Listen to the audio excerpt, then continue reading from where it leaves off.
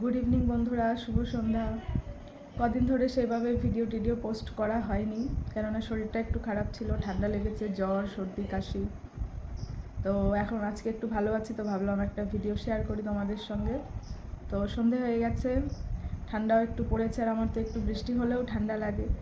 তো যেহেতু ঠান্ডা পড়েছে সেহেতু চাদর টাদর গায়ে দিয়ে নিয়েছি, কেননা ঠান্ডা লাগছে। আর সন্ধে হয়ে গেছে, সেই জন্য এই যে সুজির উপমা বানিয়ে নিয়েছি। সুজির মধ্যে পেঁয়াজ দিয়ে, লঙ্কা দিয়ে, কারি পাতা দিয়ে, বাদাম দিয়ে সুজির উপমা বানিয়েছি। আমার খুব ভালোই লাগে এটা খেতে। কারা কারা এটা খেয়েছে অবশ্যই জানিও। এটা খাওয়া ভীষণ হেলদি, মানে এটা হেলদি খাবার। তেল একেবারেই থাকে না বললেই চলে, খুবই কম, আর খুব টেস্টিও লাগে খেতে। তো কারা কারা ট্রাই করেছে অবশ্যই জানিও। একটুখানি পুড়ে লেগেছিলো নিচে সুজিটা, সেই জন্য কালারটা একটু লালচে হয়ে গেছে, নাহলে এটা সাদাই হয়। তো এখন আমি খাবো। তো আবার সবাইকে জানাই শুভ সন্ধ্যার শুভেচ্ছা।